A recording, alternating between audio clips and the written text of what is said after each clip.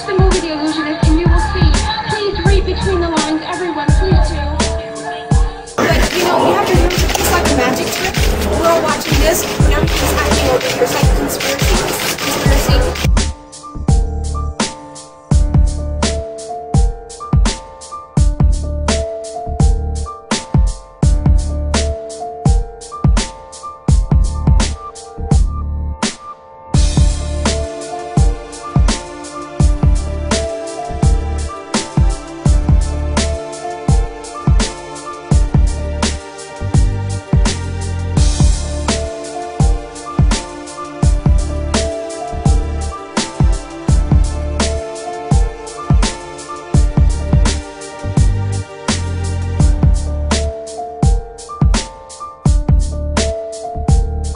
Let's turn now to the best-selling author and radio host Deepak Chopra, who knew Michael Jackson for 20 years and has been good enough to spend some of this evening with us tonight. Thank you for your time, sir. Yes, you're welcome. You heard from Mr. Jackson relatively recently, is that correct? Yeah, I spoke to him a few times in the last 3 weeks, and then 2 days before he died, he left a message on my voicemail saying he had good news to share and would I call him back. I picked up the message a day later. When I called him back, the phone number wasn't valid anymore, and I didn't really panic about that because he used to frequently change his phone numbers. Can you describe how did he sound relative to your long experience with him? Was there much change indicated or none? In the last few weeks, he sounded really good. He was very excited about the concert. He was especially excited about a particular song that he was wanting to write. He had created the music. He had sent the music to me. We were discussing the lyrics of the music. So he was in a good mood. He was in a really good mood. I said, Michael, you're coming back. He said, for sure, this time I'm coming back.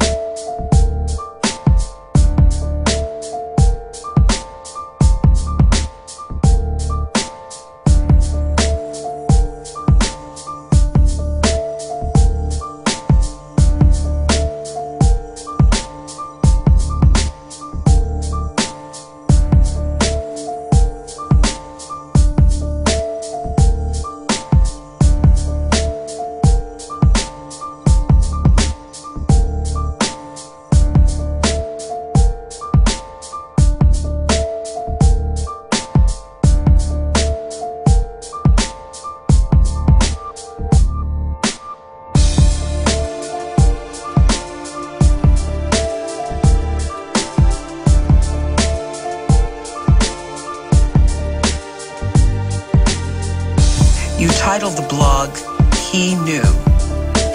What did he know? When I was watching the footage of the ambulance backing out of the driveway, and I went back to this conversation that I had with him at Neverland in the library. We were sitting by the fire, and he was telling me that he was afraid that he was going to end up like my father. You know, he was always asking me about when he died and how it happened and when it happened and where. And Michael was always asking you about your father. Yes. And he said, I feel like I'm going to end up the same way. And did you say why? Yeah. I was like, what are you talking about? And I don't understand.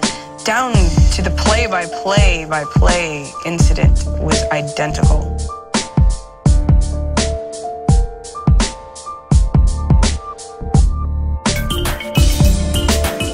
When we were hiking this summer, Lisa shared something with me that I think you all will find interesting.